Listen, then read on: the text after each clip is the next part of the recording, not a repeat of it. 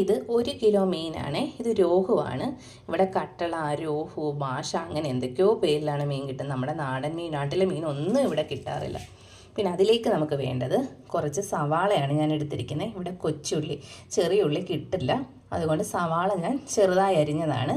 ഒരു 4 പച്ചമുളക്, കുറച്ച് ഇഞ്ചി, വെളുത്തുള്ളി, കറിവേപ്പില, തോട്ടുപുളി, കുടംപുളി എന്നും പറയാറുണ്ടേ. ഇത് നേരത്തെ ഞാൻ വെള്ളത്തിലിട്ട് കുതിർത്ത് വെച്ചതാണ്. ഇനി നമുക്ക് മീൻകറി ഉണ്ടാക്കാൻ പോയാലോ. ചട്ടിയിലേക്ക് കുറച്ച് വെളിച്ചെണ്ണ ഒഴിച്ചു കൊടുത്തേ. ഇവിടെ നല്ല തണുപ്പായി തുടങ്ങി. അപ്പോൾ വെളിച്ചെണ്ണ എൻ്റെത് ഉറഞ്ഞിരിക്കുകയായിരുന്നു, അത് ഉരുകി വരട്ടെ. വെളിച്ചെണ്ണ ഒന്ന് ചൂടായി വന്നപ്പോൾ കുറച്ച് കടുകിട്ട് പൊട്ടിച്ചു. ഇനി ഇതിലേക്ക് നമുക്ക് വെളുത്തുള്ളി, ഇഞ്ചി, പച്ചമുളക് ഇട്ട് കൊടുക്കാമേ.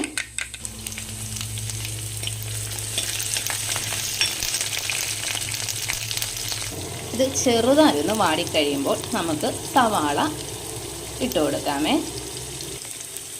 സവാളയും വെളുത്തുള്ളിയും ഇഞ്ചിയും എല്ലാം നന്നായി ബ്രൗൺ ആകുന്നത് വരെ നമുക്കൊന്ന് മൂപ്പിച്ചെടുക്കാം.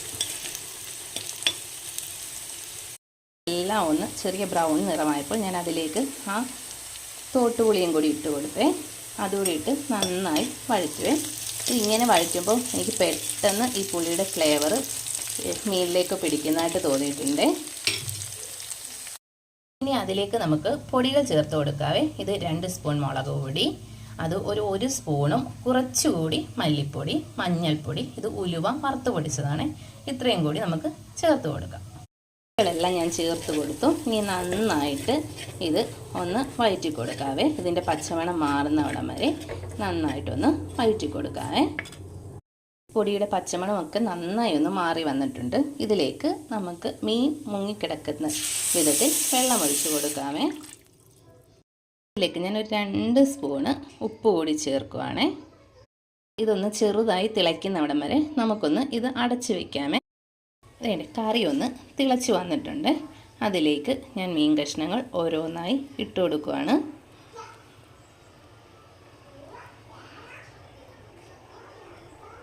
ഞാൻ മീൻ കഷ്ണങ്ങളെല്ലാം കറിയിലേക്ക് ഇട്ട് കൊടുത്ത് കുറച്ച് കറിവേപ്പില കൂടി ഞാൻ ഇട്ട് കൊടുക്കുകയാണേ. ബാക്കി നമുക്ക് ഒടുവിൽ ചേർത്ത് കൊടുക്കാമേ. നമുക്കിനി അടച്ച് വെച്ച് ഇത് മീനൊന്ന് കുറുകി വരുന്ന വരെ ഒരു മീഡിയം ഫ്ലെയിമിലിട്ട് നമുക്ക് വേവിച്ചെടുക്കാമേ. ഞാനിത് അടച്ച് വയ്ക്കുക.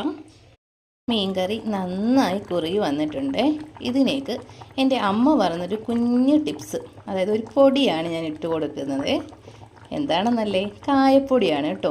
കുറച്ച് കായപ്പൊടി കൂടി ഞാൻ ചേർത്ത് കൊടുക്കുമേ.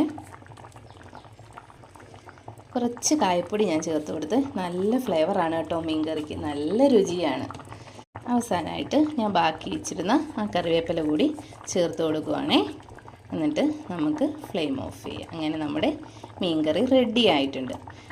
റെസിപ്പി ഇഷ്ടപ്പെട്ടാൽ സബ്സ്ക്രൈബ് ചെയ്യണേ, ലൈക്ക് ചെയ്യണേ, ഷെയർ ചെയ്യണേ.